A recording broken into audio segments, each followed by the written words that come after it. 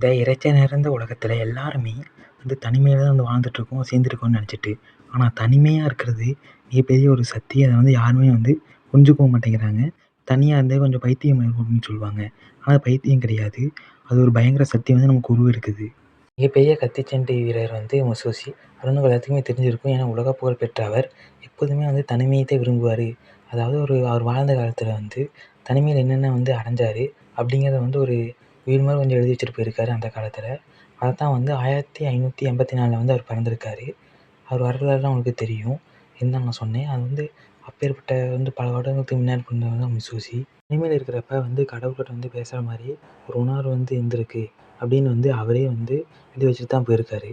அப்போ தனிமைங்கிறது ஒரு கடவுள்கிட்ட பேசுகிற மாதிரி நம்ம மனத்தை நாமளே கட்டுப்படுத்துகிற மாதிரி அவ்வளோ பெரிய சக்தி இருந்திருக்கு அப்படிங்கிறத அவர் சொல்லிட்டு போயிருக்காரு.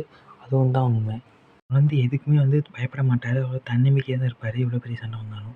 ஏன்னா அவருக்கு ஒரு கடவுளே கூட இருக்க மாதிரி துணை இருக்க மாதிரி தன் மனத்தை கட்டுப்படுத்திட்டு, அதாவது தனிமைக்கு ரொம்ப ரொம்ப நல்லதுன்னு கூட சொல்கிறாரு அவர். எந்த ஒரு உறவும் தேவை கிடையாது. நம்ம கூட இருக்கிறவங்க செத்துருவாங்களோன்னு சொல்லி பயப்பட மாட்டோம். நம்ம தனியாக இருந்தால் நம்ம ஒரு மட்டும் தான் காப்பாற்றிக்கணும் அப்படிங்கிற எண்ணம் இருக்கும். அதனால் யாரும் சென்டிமெண்ட்டாக எதுவுமே நம்ம பேக்மெயில் பண்ண முடியாது. அதெல்லாம் சொல்ல வராரு. ஆனால் எவ்வளோ பெரிய வீரனாக இருந்தாலும் சரி, உலகத்தில் புகழ்பெற்ற ஒரு கத்திச்சண்டை வீரர்லாம் இந்த மசூசி தோற்கடிச்சிருக்காரு. அவரை ஒரு புகழாத ஒரு எந்த நாடுமே கிடையாது. அந்த காலத்தில் ஒரு கத்தி சண்டையில் அவர் மட்டும்தான் ஒரு புகழ்பெற்ற ஒரு மனிதனாக இருந்திருக்காரு. அவரை பார்த்தாலே சில பேத்துக்கு கொஞ்சம் பயம் வரும். ஏன்னா அந்த அளவுக்கு கொஞ்சம் கொடூரமாகவும் இருந்திருக்காரு. ஏன்னா அவருக்கு நிறைய நம்பிக்கை இருக்குது தன் மேலே ஜெயிச்சிடும்னு சொல்லி. அதனால் ஈஸியாக ஜெயிக்கிறவும் செய்வார். அவர் சொல்கிற ஒரே கருத்து பொய்யான மக்கள்கிட்டேருந்து விலகி இருக்கணும். நம்ம ஒரு குடும்பத்தோடு இருக்கலாம் தவறு கிடையாது. பொய்யான மக்கள்கிட்டேருந்து விலகி இருக்கணும் அப்படிங்கிறத முக்கியமான கருத்தை அவர் உணர்த்துறாரு. அதுதான் தனிமையில் இருக்கணும். அதாவது உண்மையான மக்கள் கூட இருக்கணும். அதாவது ஓரளவுக்கு தனிமை தான். ஏன்னா பொய்யான மக்கள் தான் நிறைய பேர் இணைஞ்சிருக்காங்க.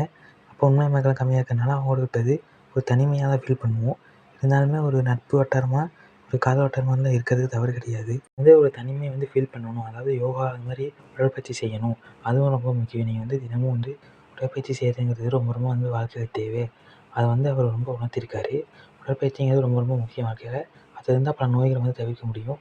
ஏன்னா கொழுப்புகள் கூடுச்சுன்னா பல்வேறு நோய்கள் இப்போ வந்துட்டுருக்கு உடம்புல. அது நம்ம உடம்பையே அழிச்சிருது. அந்த அளவுக்கு நோய்கள் இருக்குது. அப்போ நம்ம என்ன பண்ணணும்னா, நம்ம நிறைய உடற்பயிற்சி செய்யணும், யோகா செய்யணும். தனிமையில் இருந்து செய்யணும்னா மட்டும்தான் ஒரு ஒரு அறிவுறுப்பான ஒரு செயலெல்லாம் தவிர்த்துட்டு ஒரு நன்மை ஒரு ஆட்களாக மாற முடியும் அப்படிங்கிறத உணர்த்தியிருக்காரு. ஒரு மிகப்பெரிய மந்திர சக்தி, ஒரு மிகப்பெரிய ஒரு சக்தி ஒரு தனிமையில் இருக்கும்போது உணர்ந்திருக்காரு அப்படிங்கிறத தான் அவர் சொல்ல வர்றாரு. இது பல பேர் சொல்லியிருக்காங்க. இருந்தாலும் இந்த மசூசியோட கருத்து தான் உலகம் முழுக்க புகழும் பெற்றிருக்கு.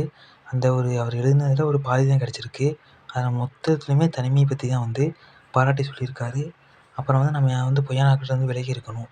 அதான் முக்கியமாக சொல்லியிருக்காரு. ஏன்னா அவங்க நம்மளை கூட துரோகம் செய்வாங்களா, அவங்க தான் பொய்யான ஆட்கள் அப்படின்னு சொல்கிறாரு. அவங்கள்ட்ட தவிர்த்து இருந்தாலே போதும் ஈஸியாக ஜெயிச்சாங்களாம் அப்படிங்கிறத கரெக்டாக சொல்கிறாரு அவர். எந்த விஷயம் செஞ்சாலும் கொஞ்சம் துணிவாக செய்வார். ஏன்னா அவர் தனிமையில் நிறைய கற்றுக்கிட்டுருக்காரு. யோசிப்பார் இது இப்படி செஞ்சால் வெற்றிடலாமா அப்படின்னு. அதாவது தனிமையில் நம்ம யோசிச்சே ஆகணும். எப்போதும் மற்றவங்களோட சுற்றிட்டு எப்படி அப்படி இருந்தோன்னா நம்ம கண்டிப்பாக நமக்குன்னு ஒரு வாழ்க்கையை உருவாக்க முடியாது. அதனால் தனிமையாக யோசித்து நிறைய கற்றுருக்காரு. நிறைய கனவு கண்டிருக்காரு அப்படின்னு அவரே சொல்லியிருக்காரு. அப்போ தனிமை இருந்தால் தான் நம்ம நிறைய சாதிக்க முடியும். அதையும் நிறைய சொல்லியிருந்தனால தான் அவர் உலகம் முழுக்க ஃபஸ்ட்டு புகழ் பெற்றிருக்காரு. அதனால தான் நாம அது மாதிரி இருக்கணும். நம்ம பிற்காலத்தில் சொல்லணுன்றதுக்காக தான் எழுதி வச்சிருக்காரா, இல்லை அவரே மறந்துடுவேன்னு சொல்லி எழுதி வச்சிருக்காருன்னு தெரியல. அதை அவர் மக்களுக்காக சொல்லணும்னு சொல்லி எழுதி வச்சிருக்காரு போல். ஏன்னா பல நாள் நினைக்கிற மாதிரி எழுதி வச்சிருக்காரு. அப்பவும் கூட பல பொருட்கள்லாம் சுனாமி மூலமாக அழிஞ்சு போயிடுச்சு. இருந்தாலும் கிடைக்கப்பட்ட தகவல்களை தனிமையை பற்றி பாராட்டி சொல்லியிருக்காரு. அதை அப்போ நான் பொய்யான ஆட்கள் யார் அப்படின்னு சொல்லி உணர முடியும். அவங்க நம்ம யாருமே நம்பக்கூடாது அதிகமாக. நம்பணும்னா நிறைய டெஸ்ட் பண்ணி அப்போ தான் நம்பணும் அப்படிங்கிறத உறுதியாகவும் சொல்லியிருக்காரு. அதை தான் அவர் வாழ்க்கையில் பயன்படுத்திட்டு வந்தார் அப்படிங்கிறதையும் சொல்லியிருக்காரு. அப்போ உங்களுக்கு என்ன சொல்ல வர்றாருன்னா, பொய்யான ஆட்கள்கிட்டருந்து விலகி இருக்கணும்னா, அவங்க நம்ம புரிஞ்சுக்கணும்னா, கண்டிப்பாக அந்த தனிமையில இருந்தே ஆகணும் அப்படிங்கிற ஒரு முக்கிய கருத்தை சொல்ல வர்றாரு. அதான் வீடியோ முழுக்க பார்த்துருக்கோம். அப்புறம் இதே மாதிரி வீடியோக்கள் வேணும்னா நீங்கள் சொல்லுங்கள். அப்புறம் மற்றும் அவர் மற்ற பல கருத்துக்கள் சொல்லியிருக்காரு. எப்படி நம்ம தனிமையில என்ன பண்ணணும், மற்றும் நம்ம திடீர் உடற்பயிற்சி செய்கிறது, அது பல நோய்களை தவிர்க்கலாம் அப்படிங்கிறத அவர் அப்பயே சொல்லியிருக்காரு.